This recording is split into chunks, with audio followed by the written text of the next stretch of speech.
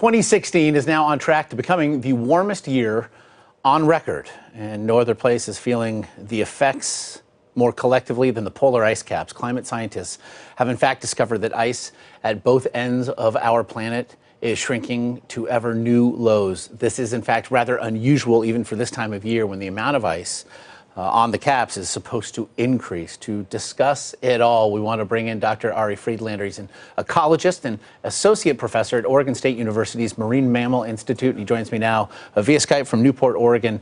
And Doctor, I know you have made dozens of trips to Antarctica. You've studied animals there, the climate there. It's really your life. What to make then of these changes we're seeing?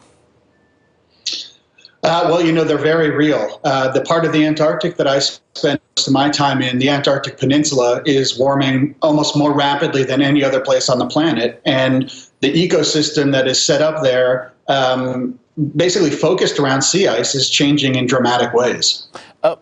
It seems as though every month that passes, I read a new news story. This is the warmest month on it, the warmest October, the warmest November. This is the warmest year. It seems like this is going to be a story that we read ad infinitum.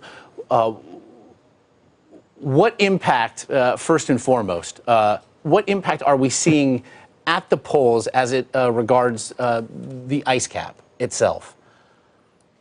You know, it's sort of a big bank account that the world has of fresh water. And when that starts to melt, or that starts to change the volume of ice that's there, it's going to affect the oceans in dramatic ways. A lot of the papers and reports that come out about sea level rise are related to the change of that ice cap into fresh water. And as the ocean grows, what exponential issues does that then bear with it?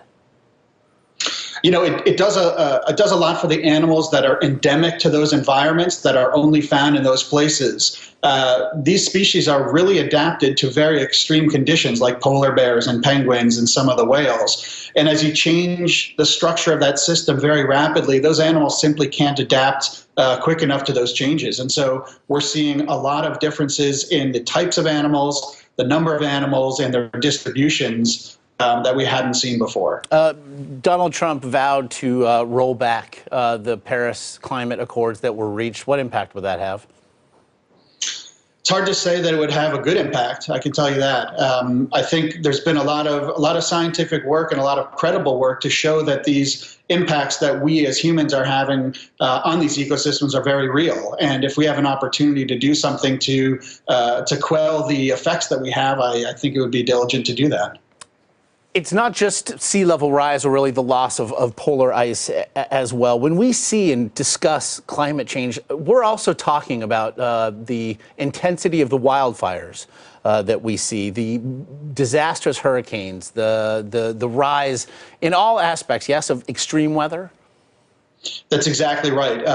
What we're finding out is that instead of having these natural cycles of when it gets cold and when it gets warm, the peaks and valleys of those changes are more dramatic. There are higher highs and there are lower lows. They're more intense and there's more frequent storms.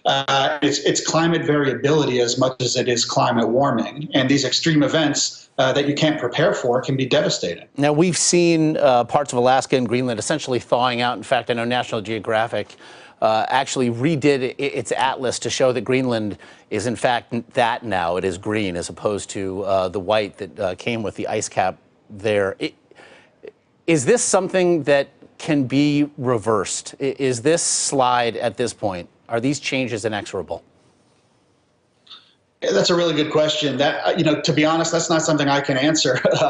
I think the best that we can do is do our research and be diligent about understanding the impacts that we're having. And it's pretty clear to be able to show these and to study these impacts. And if we can come up with solutions or things that we as humans can do to change our behavior in a way that would help to mitigate these effects, then we really are responsible to do that.